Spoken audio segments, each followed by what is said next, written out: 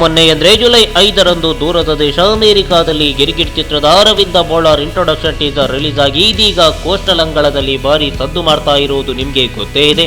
ಇದೀಗ ಗುಂಡು ಮಾಮನ ಸರದಿ ಅರ್ಥಾತ್ ಗಿರಿಗಿಟ್ ಚಿತ್ರದ ಕುಸಲ್ ದರಸಿ ನವೀನ್ ಡಿ ಪಟೇಲ್ ಅವರ ಇಂಟ್ರೊಡಕ್ಷನ್ ಟೀಸರ್ ರಿಲೀಸ್ ಆಗಲು ಕ್ಷಣಗಣನೆ ಶುರುವಾಗಿದೆ.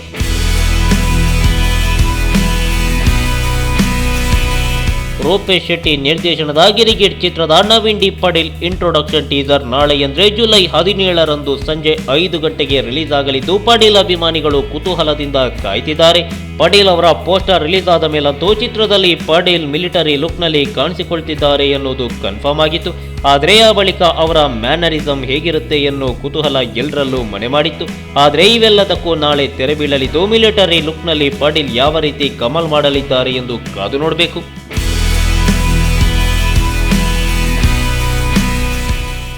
ಈ ಮಾಹಿತಿ ನಿಮಗೆ ಇಷ್ಟ ಆದರೆ ಕೋಸ್ಟಲ್ ಕನ್ನಡ ಪೇಜ್ಗೆ ವಿಸಿಟ್ ಮಾಡಿ, ಸಬ್ಸ್ಕ್ರೈಬ್ ಬಟನ್ಗೆ ಕ್ಲಿಕ್ ಮಾಡಿ.